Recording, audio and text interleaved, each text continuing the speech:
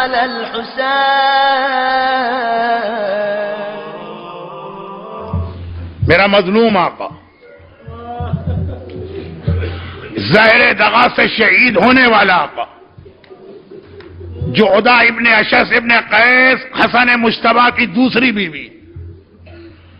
حاکم شام نے کئی طریقے اختیار کیے حسن کو شہید کرنے کے. ہر مرتبہ ناکامی ہوئی لیکن ہر زہر اپنا اثر جسم میں چھوڑتا. ہر بار کلیجہ کٹتا.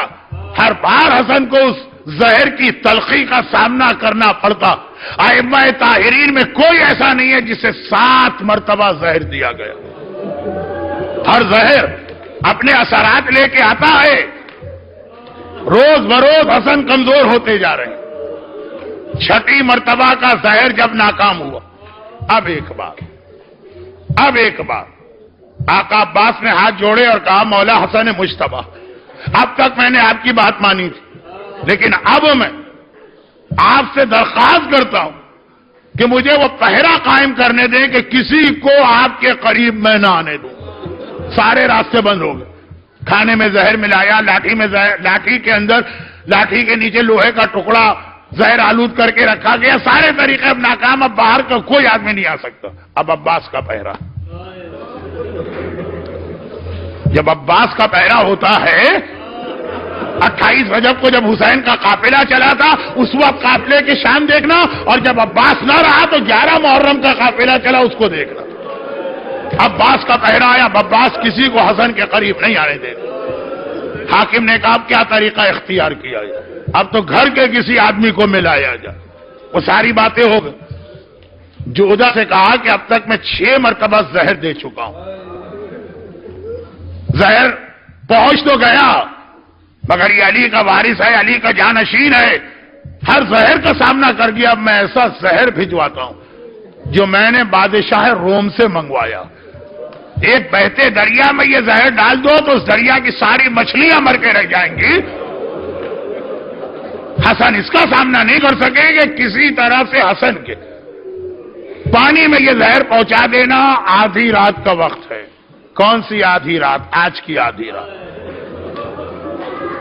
10:30 تو بج چکے ہیں. آدھی رات کے قریب حسن سو رہے ہیں اور سوتے وقت بھی بڑا سخت پہرا. کیا مطلب؟ حسن کے بستر کے ایک طرف حسین کا بستر اور دوسری جانب زینب کا بستر. بھائی اور بہن اپنے حصار میں لے کے اپنے بڑے بھائی اور سردار کو سو رہے ہیں. جعدہ آہستہ آہستہ آتی ہے وہ ملعونہ, اور ایک بار حسن کے سرہانے جو پانی کی سوراخی رکھی تھوڑا سا زہر اس میں ڈالا اور اسی طرح آہستہ سے چلی گئی. اچانک, اب یہ ساری چیزیں معصومین کے علم میں ہیں, اچانک حسن مجتبی کی آنکھ ہوئی اور ایک مرتبہ حسن مجتبی نے سوراخی کی جانب ہاتھ بڑھایا. زینب کی آنکھ کھل گئی. کھٹکے سے سوتی تھی زینب. بھائی نے کروٹ بدلی, زینب کی آنکھ کھل گئی. دیکھیں ایک بات یاد رکھیے گا, زینب حسین سے جو محبت کرتی ہیں حسن سے بھی کم محبت نہیں کرتی ہیں. گھبرا کے کہا بھیا یہ زحمت کیوں کر رہا, میں تجھے پانی پلا دوں. حسن کو پتا ہے نا پانی میں کیا. حسن نہیں چاہتے کہ زینب کا ہاتھ اس پانی کو لگے. زندگی میں کبھی زینب کو یہ خیال زندگی بھر رہے گا ہائے وہ پانی تو میں نے خود بھائی کو دیا تھا. بہن دیکھیں, بہن وہی سوال کر رہی ہے جو ایک بہن کو کرنا چاہیے.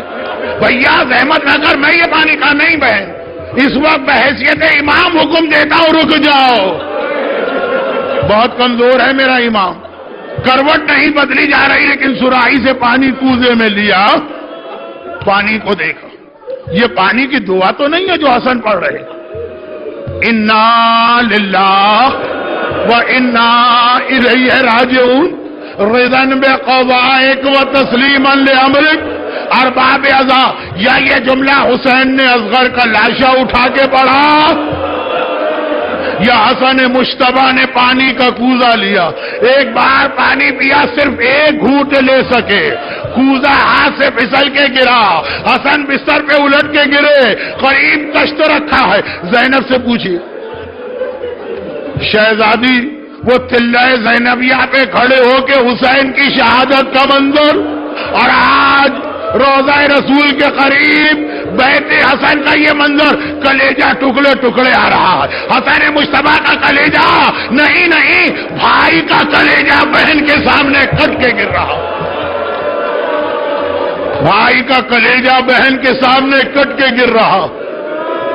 عجیب زندگی ہے زینب کی، کبھی یہ منظر دیکھا میری آنکھوں کے سامنے بھیا کا کلیجہ، اور کبھی وہ منظر دیکھا حسین کے سینے پہ شبر سوار ہے اور خنجر چلا رہا۔ گھبرا گئی زینب۔